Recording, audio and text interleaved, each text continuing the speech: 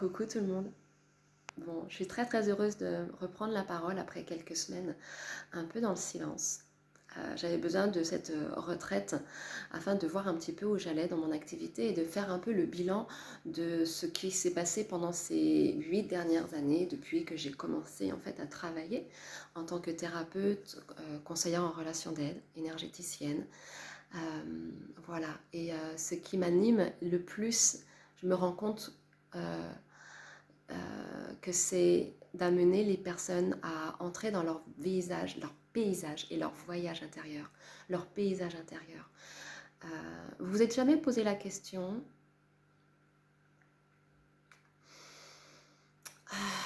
quelle décision prendre dans ma vie? Comment faire le meilleur choix? Comment arrêter d'écouter, de ralentir notre petit mental intérieur, toutes ces pensées qui tournent en rond dans ce labyrinthe intérieur? Comment arrêter de se sentir perdu? Et comment je peux faire aussi pour ne plus donner mon pouvoir personnel à qui que ce soit en lui posant la question, qu'est-ce que je dois faire? Qu'est-ce que je dois penser? Qu'est-ce que je dois dire? Tu en penses quoi, toi? Et je me rends compte que dans le cycle que j'ai ouvert cette année, qui s'appelle l'écoute intérieure, c'est une rencontre où on se retrouve 2 fois par mois, tous les 15 jours. Je me rends compte combien les personnes découvrent la capacité qu'elles ont à entrer en relation avec les deux voix qui parlent en elles. On va écouter une voix principalement, celle de notre mental inférieur, de notre petit mental égo qui est toujours dans la peur, dans une vision de séparation, dans le jugement, dans la confrontation, dans l'attente, dans la victimisation. Et on ne passe pas assez de temps avec nous-mêmes, avec l'autre voix.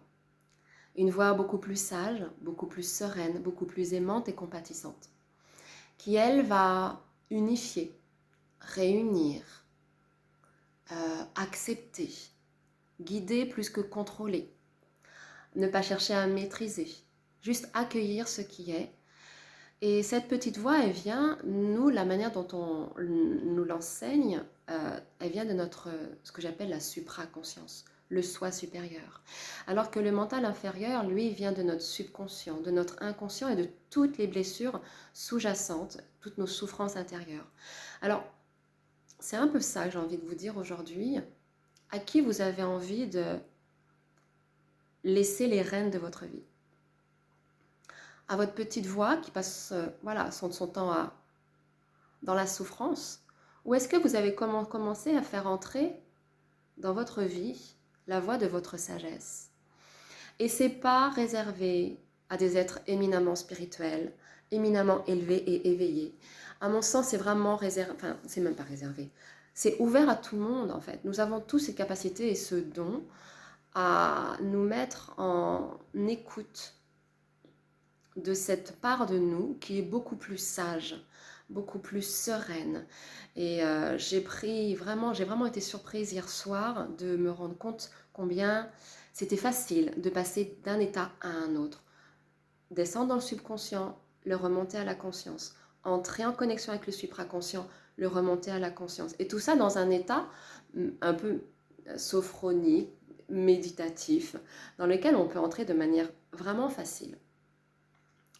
Et dans lequel on peut sortir, rentrer et sortir. Et c'est ce que je vous invite à faire, à vivre dans ces cycles-là. C'est voyager d'un état à un autre, ouvrir le champ des possibles, ouvrir des chemins et des accès dans cette connexion en fait. Relier le haut au milieu, relier le bas au milieu et faire que tout se passe dans cet espace de conscience.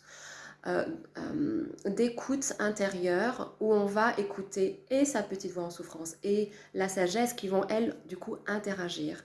Elle a les réponses à la souffrance de l'autre. Donc, vous aurez moins besoin d'aller chercher les réponses à l'extérieur puisque tout se passera déjà dans votre paysage intérieur. Et c'est ça qui est magique et qui est extraordinaire. C'est là où l'âme agit. Et une fois que vous aurez interagi, fait s'interagir les deux les deux entités intérieures,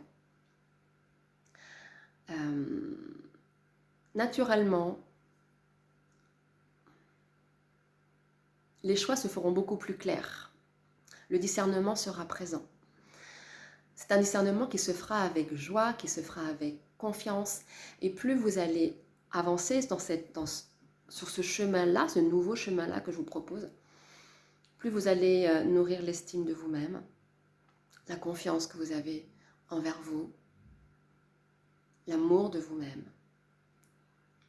Et plus vous allez vous aimer, plus vous allez pouvoir aimer les autres. Parce que vous verrez cette même lumière en eux. Car tout ce qui est à l'extérieur est comme ce qui est à l'intérieur. Tout ce qui est en haut est comme ce qui est en bas. Voilà, donc l'idée c'est de réunifier un petit peu tout ça, tout ce petit monde, par les ateliers que je propose et aussi que je propose en séance individuelle, que je continue à faire, à réaliser avec vous et pour lequel je prends énormément de joie, énormément de plaisir à vous faire voyager et à vous faire vous rencontrer. Voilà, donc si vous avez envie d'en savoir un petit peu plus sur ces ateliers, nous avons commencé un cycle de 8 séances.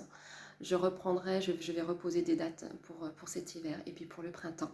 Donc si vous avez envie de vous inscrire, n'hésitez pas. Et si vous avez besoin de travailler plus en profondeur de manière individuelle, je suis aussi disponible pour vous. À très bientôt et très belle journée à vous.